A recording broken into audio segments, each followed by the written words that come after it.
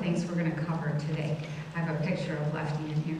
So we have crop circles, animal excisions, UFO evidence, people with unusual abilities and energies, the London subway bombing, chakras, kundalini, and a theory of consciousness that should fit right in with what you guys do. So that said, here is Dr. Levengood. He was probably 71 or thereabouts when I met him. And he was just transitioning from being, you know, full-time biophysicist at the U of M. I think he was at the Science and Technology Center. I'm not really sure. And he went looking for people like me, which will be part of the story, and then the relationship developed from there. Can you hear me if I'm over here? Okay. So he started out with crop circles. That was his original thing that he was researching. And it didn't come about easily for him. He was watching, I think his wife was watching a program called Unsolved Mysteries. And this was back in 1988. And they had this program presenting this thing called crop circles. And so Glenna, his wife, called to him and said, "Hey, Lefty, come on down here." He was upstairs in the lab. She was downstairs watching TV. "There's something on TV you might want to see," is what she said. And he was like, blah, blah. And she said, "It's about plants." And he said, "Oh." So he came downstairs. And he looked at the program. And I said, "What did you think?" And he said, "I thought it was awful." And I said, "Oh, you know, why?" And it was one of the comments I heard frequently from him. He said, "Because they didn't say anything." And what that translated to was they didn't say anything scientific. They didn't say anything that a scientist could say poo-poo, or that a scientist could get his teeth into and go, aha, you know, there's something here to think about, to talk about. So he, about a year later, his wife was watching TV again, and she says, saying there's an update on, she says, "Hey, Lefty, come on down here. They're having an update on that crop circle thing." And so he goes downstairs and he said, they didn't say anything more than they said the first time. But they had a guy on named Pat Delgado who had written a book called Circular Evidence. And he said he decided at that point, you know, that he was going to write to Pat Delgado and say, "Is anybody looking at the plants?" And so he went to the library, he got the book. He said the book didn't say anything either, but it had Pat Delgado's address. So he wrote, and Pat wrote back immediately, said, no one's looked at the plants. And so Lefty said, "Well, if you want to get me some samples and some controls and send them to the lab, I'll take a look. Why would the plants all lay down in a circle, all in the same direction, and keep growing? Something's going on with the plants."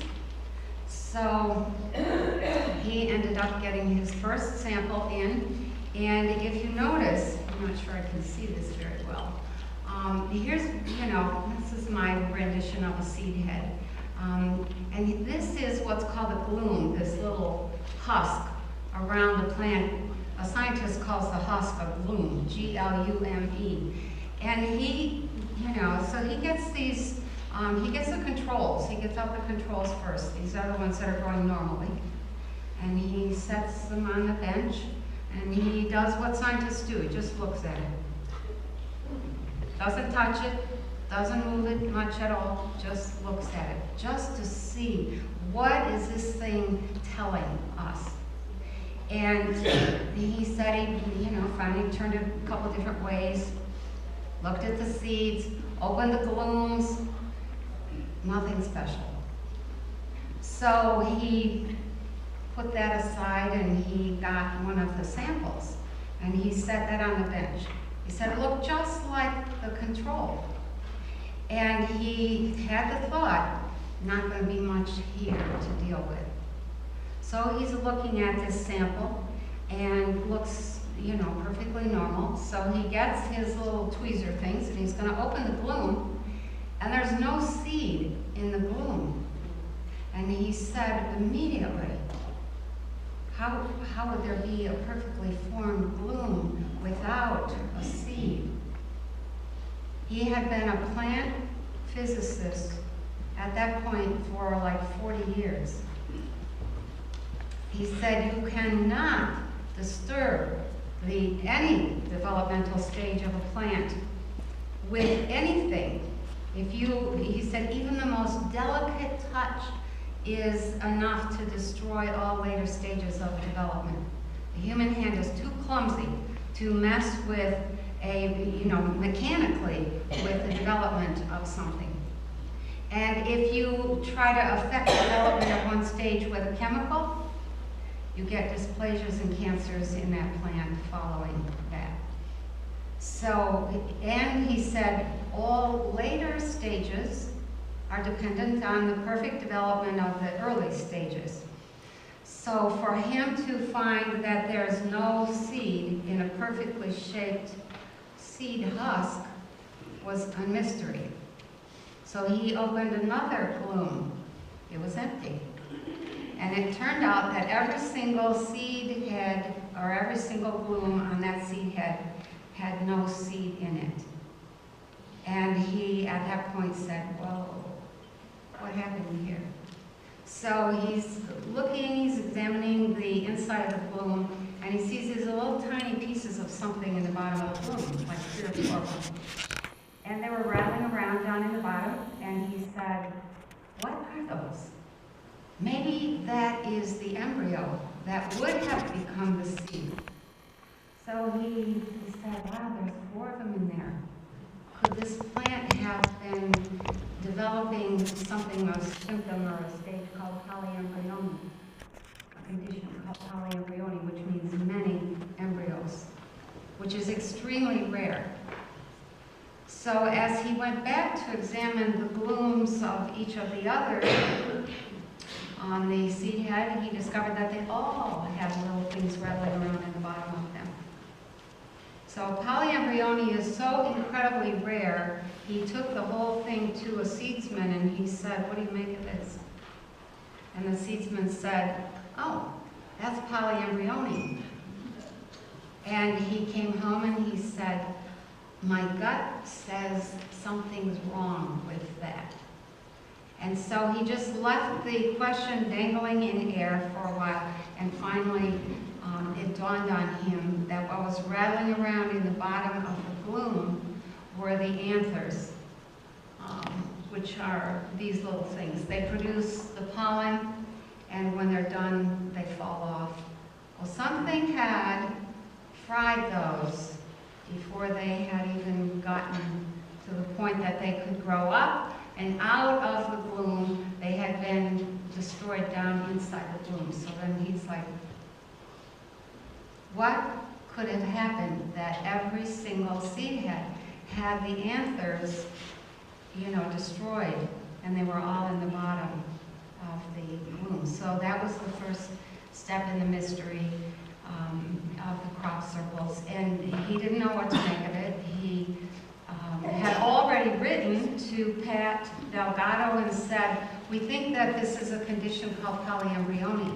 But later when he was talking to the seed man, who said that he thought it was polyembryony also, Lefty said to him, well, how likely would it be that every single bloom on the seed head had polyembryony?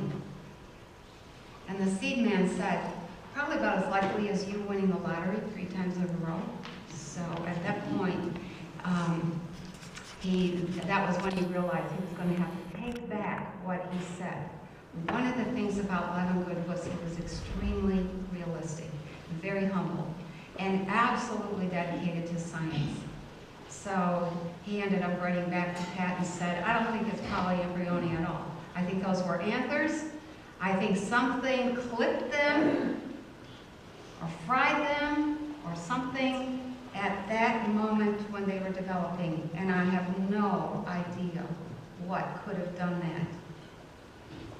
So at that point, he had this first stage in the mystery. And then he began to get other samples, and you may have seen some of these, you know, in various magazines or articles. He began to realize that a lot of the samples had bent nodes. And when he would bend a node mechanically, it would crush all the little tubules and channels by which fluids and things, you know, went up and down the stalk. And so these channels and tubules inside these bent nodes were perfectly shaped and formed. There was no interference with the plant's ability to feed itself, and so they kept on growing. And so he was like, why would they just bend all of a sudden like that? So then he got some samples in that had what he called expulsion cavities. And the node, you'll see these normal nodes on the bottom here, right here. And then up here, you see that they look like they've been exploded, like something blew them up. And about this point, he realized that the expulsion cavity was likely the product of steam happening inside the plant. The only thing he didn't have was what would cause that steam. Why would that plant material suddenly begin to boil? So, you know, he continued his research. He was not in a hurry to come up with an answer. Levengood was the very first scientist to be willing to look at crop circle materials and this is the piece that counts, to write a report on laboratory letterhead and sign his name, saying, we have examined this, this is what we found. Nobody else would do that.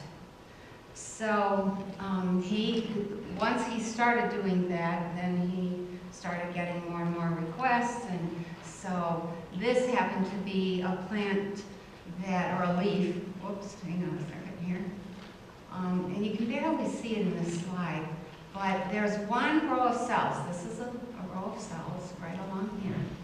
And on the bottom of a leaf, any leaf, there are these dozens of little mouths, and they're called stomata. And the mouths open in the morning when the birds, the way the system is supposed to work, the birds wake up at 5 o'clock in the morning and they begin to sing. And they sing, almost all bird song is 4,000 to 5,000 hertz. And those stomata open at 4,000 to 5,000 hertz. And so the plant is designed to open in the morning when the dew has been brought up from the earth and is loaded with minerals, and to take in that dew loaded with minerals and help to feed the plant.